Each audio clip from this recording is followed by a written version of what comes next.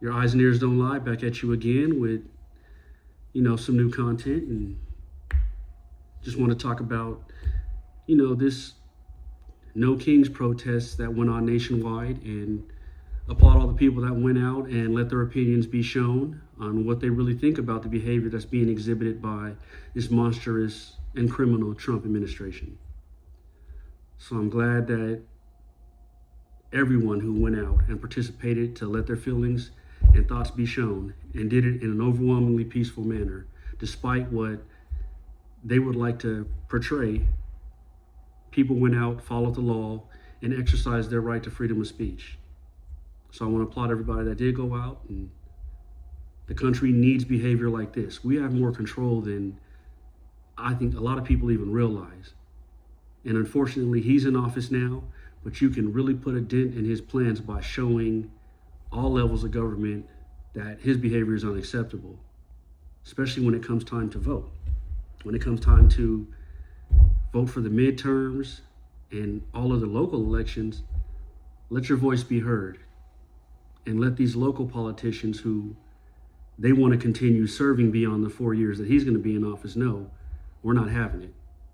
And let's end their political careers if they're out there supporting MAGA and these crazy beliefs without standing up for the public. They work for us. They don't work for Trump. They work for the public. So if they're cowards and they're not doing what they're supposed to do, let them know. They won't be back in office again. But also, talking about the embarrassment of Trump doing a speech to an empty parade. Yeah, there were some people there, but it was relatively empty based on the landscape that they showed to the public. But he lies about everything. If his mouth's running, he's lying. From the size of his rallies, from the public that supports him, it's all a lie.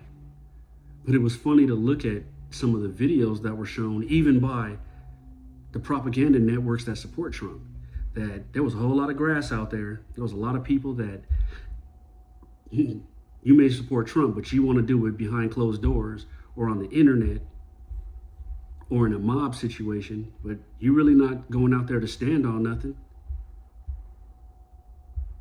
You want to, if it behooves you and is popular, to be a part of the MAGA cult. But a lot of the supporters, they're not real. Or she would have been at that parade that he put on. And a parade is a ridiculous word to use for that, because that wasn't a celebration of the military. That was a degenerate, insecure man wanting to force people to come to his party. It's like when you were a little kid and nobody liked you in school, and you gave out birthday card invitations for everybody to come to your birthday party 2 weeks in advance. And now we're at a couple days before your birthday party and nobody's RSVP'd. Nobody wants to come to your party.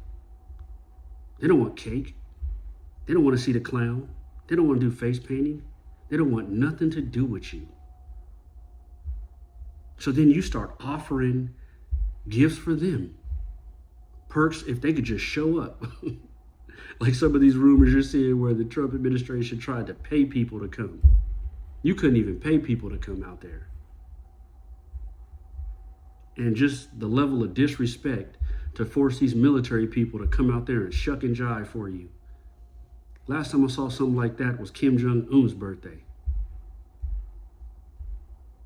It's just embarrassing to have this man, the leader of the United States.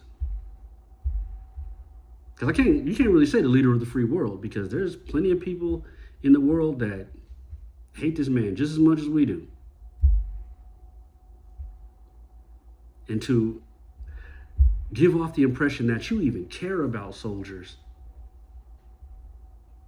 You've been one of the most, if not the most, disrespectful president ever when it comes to the treatment, the speaking of our troops, and everything. And this goes years back, way before you were a politician. Everybody's heard the Howard Stern clip, and there's been sprinkles of your hate and disgust for troops for a long time. So you're not pro-soldiers at all. You don't love soldiers. You don't love vets. You love the power and being able to control them, but you treat these men like dirt. And it's a shame that you are the commander-in-chief. And that's what, makes me bring up this situation about an Army retiree, a lieutenant colonel. Some of you may have heard the story, some of you have not. It was Lieutenant Colonel Charles Levine.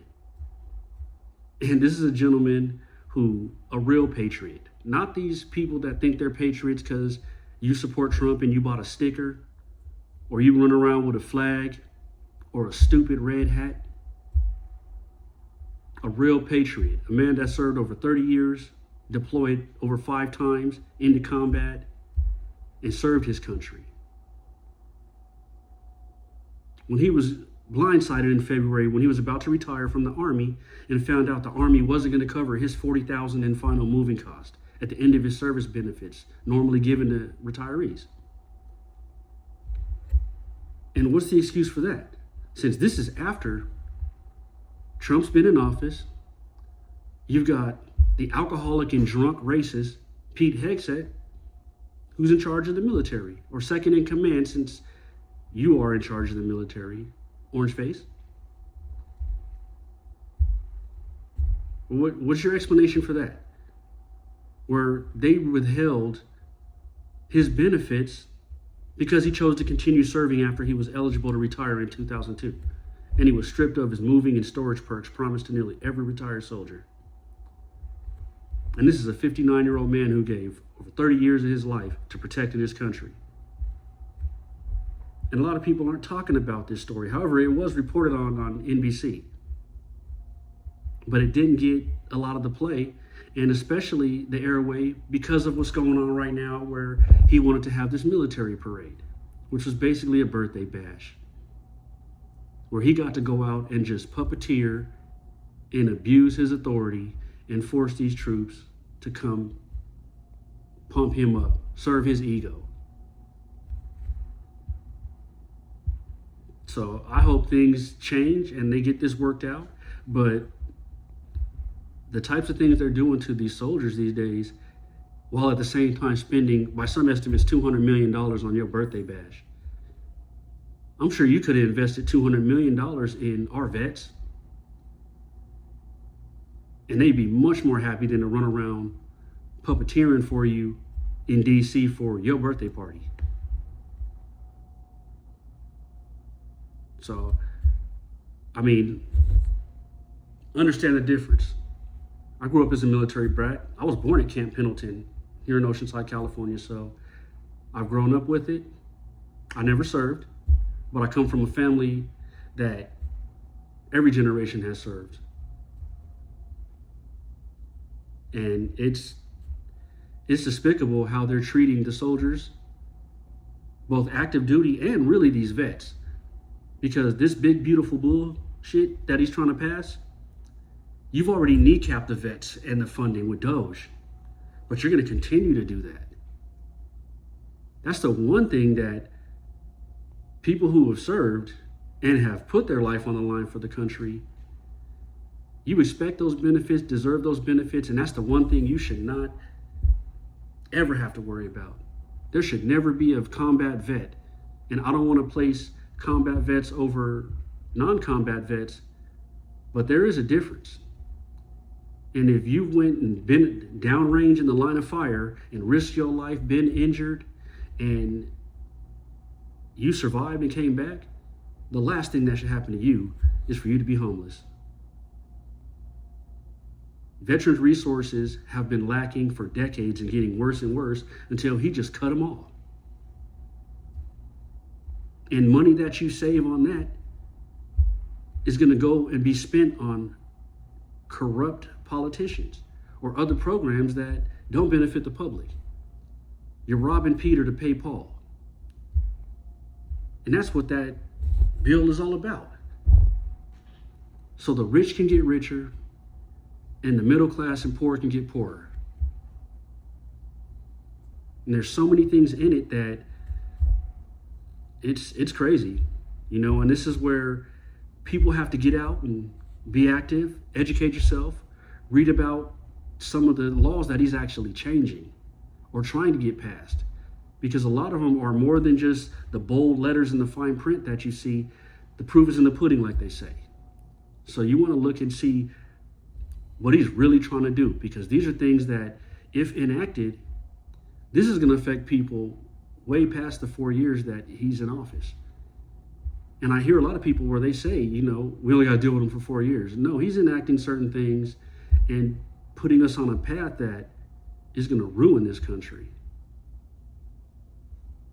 The stuff that he did out there at Fort Bragg and these military installations that he's going through, those are violations of the Uniform Code of Conduct.